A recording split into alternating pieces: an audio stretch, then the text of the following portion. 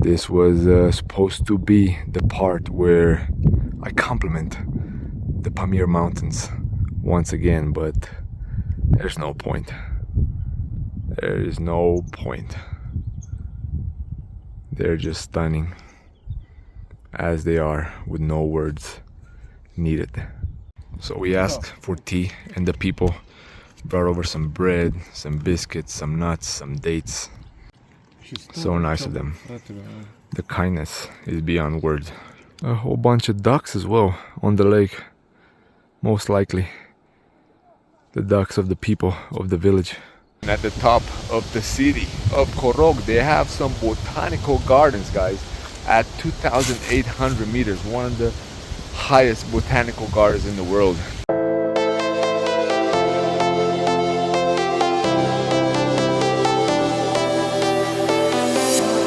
I was a lonely silhouette, needed somebody to show the way. And for the first time in Tajikistan, bringing...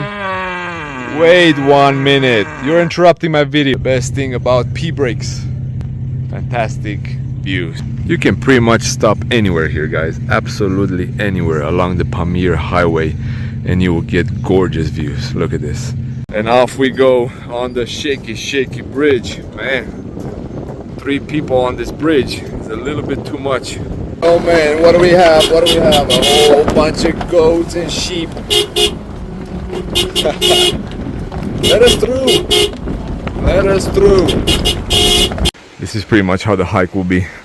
A little bit upwards, nothing too exhausting, not too difficult, but around 7 kilometers or so.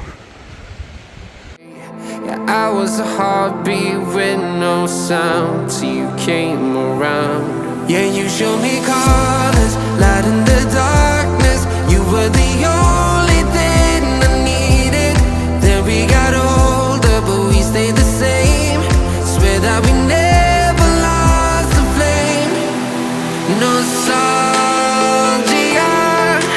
you're an echo in my head. Oh, nostalgia, like a symphony of our memories. Oh, nostalgia. This is definitely a place stuck in time, just like the villages we have seen on the Afghan border coming towards Khorog. You know, this village right here, way up in the mountains. Yeah, they've been living just like 100, 200 years ago, even though they have a solar panel right at the entrance. They probably use it for electricity at night, and you know, if they have any equipment. But yeah, this is, you know, some people still enjoy this type of lifestyle as much as we're invaded with you know, the beauty of Dubai, the beauty of the modern skyscraping world, if I can put it that way. You know, there are people that just want to live tranquil in the mountains, fresh food, fresh water, fresh air. You know, it's not for everyone, that's for sure, and it's getting rare to find people that enjoy this type of lifestyle. In 20-25 years, there will be very little of us that will enjoy just living so far from civilization. You know, we're so interconnected, we're so, you know, dependent on the internet, on reception, and I am as well. You know, I cannot disagree, but I do think that from time to time you need this type of secluded landscape in your life.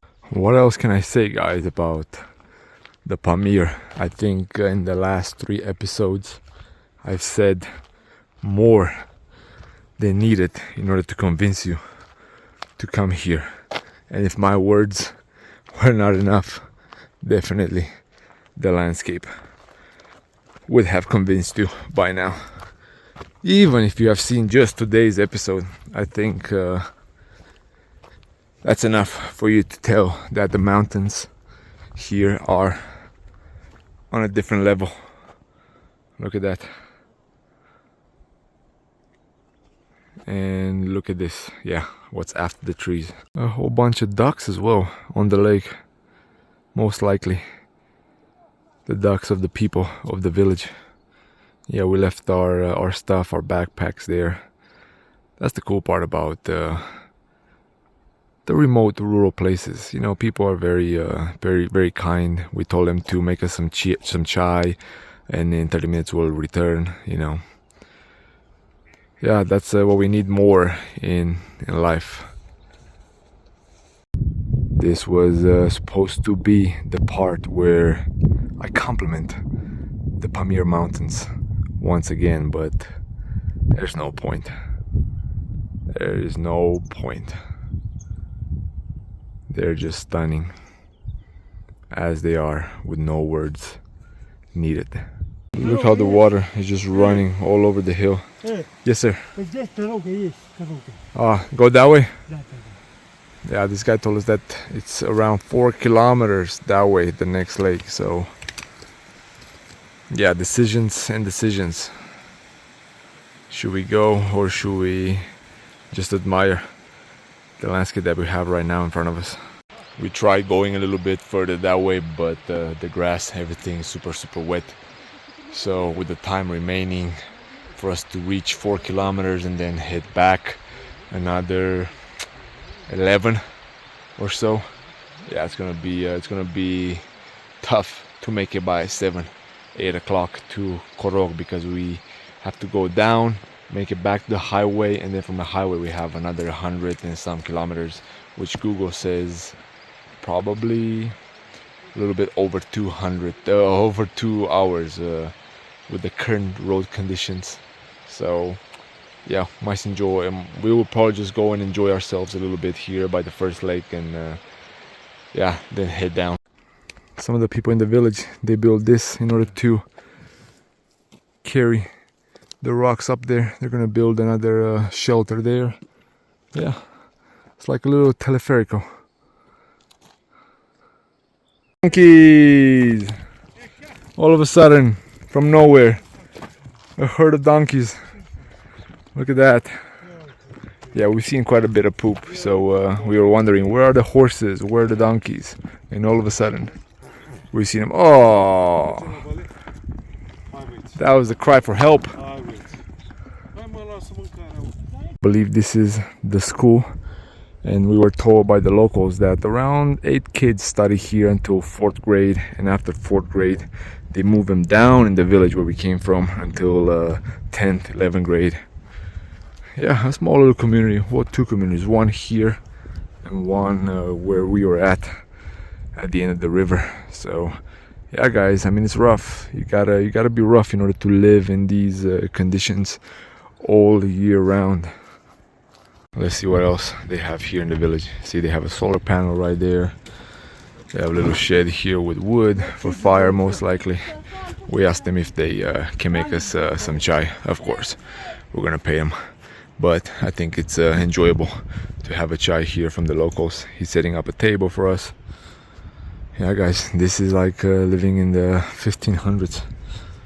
The house is made out of adobe and rock. Yeah, you do have a little bit of electricity. This is probably an oven. But it's beautiful.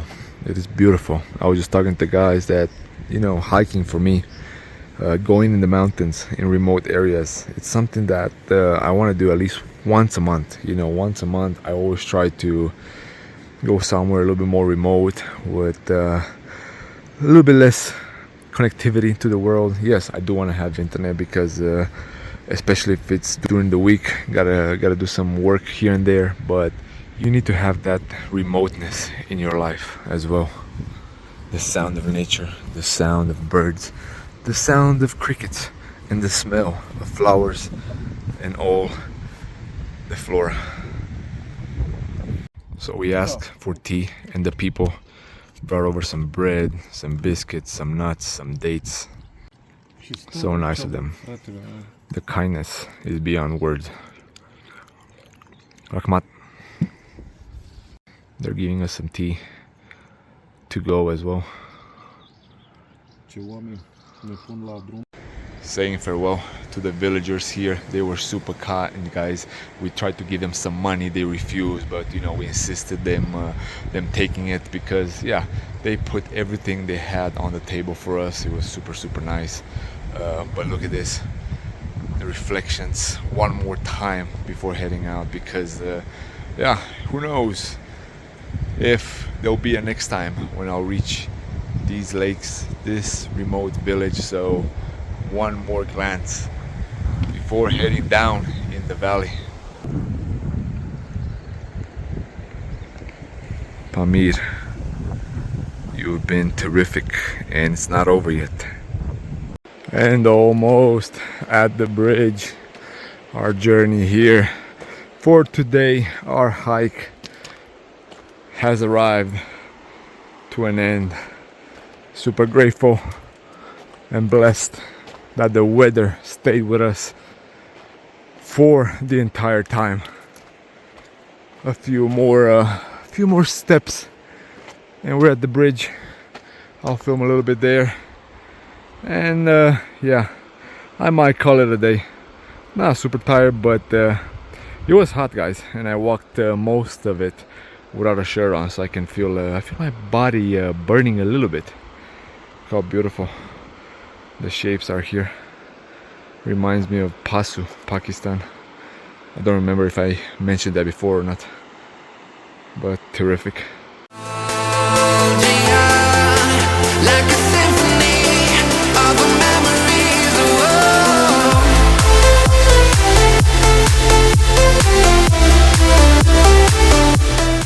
Oh, it looks like the donkeys have made it before we did. Remember them? We've seen the donkeys a little bit earlier. Yeah, I don't know where my driver is. Probably went somewhere that way where he found shade. Right, donkeys? Little guys. What are you doing? Eating grass. Getting energy for the trip back. Back on the bridge. Man, totally forgot how shaky it was. You know, after the long hike, the knees are a little bit torn, a little bit tired. So walking a little bit more carefully. Woo! Woo! And made it to the car as well. Showing you guys one more time the magnificent, the almighty, whatever you want to call it. I'm not going to use any more words. I've said that multiple times. I didn't keep my word. I kept complimenting the mountains, but they deserve it. They truly deserve it. Yeah, let's head back to, oh, not back. Let's head forward to Khorog.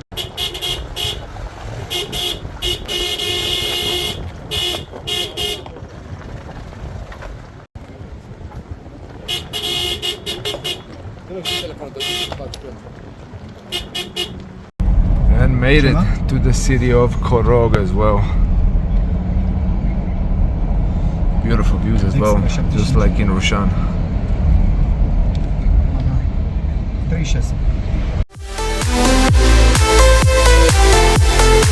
Like a symphony of our memories. What if the years turn into gold? The longer we live, yeah, the more we grow. We could be 100. At the top of the city of Khorog, they have some botanical gardens, guys, at 2,800 meters, one of the highest botanical gardens in the world. The sun is right in front, so you won't get the great views, but let me zoom in a little bit. This is the valley. This is the capital of the province, a city of around 40,000. One of the alleys at the botanical gardens leading towards the mountain. At this moment I have only 10 minutes left for the videos on my phone, so we'll see what the next 3 will bring. How will I manage to film inside the car on wide mode, because I will need a wide mode on my buddy's phone most likely, and then just the regular shots, the regular selfie shots on my other camera. That's the plan, because I cannot run down my phone with the 1 giga either. It will not function properly. And for archive purposes, of course, like always, gotta capture a few glimpses of myself with a beautiful surrounding. Yeah, mostly lately I've been doing just videos, less and less photos, even though at one point I was just photographing things. I was barely capturing myself in many places. Slowly I realized that video is way more convenient. You actually have some good archiving of how you looked, how you talked, how you acted, and so on. And you can do screenshots from the video, which for Facebook, Instagram, and so on works perfectly.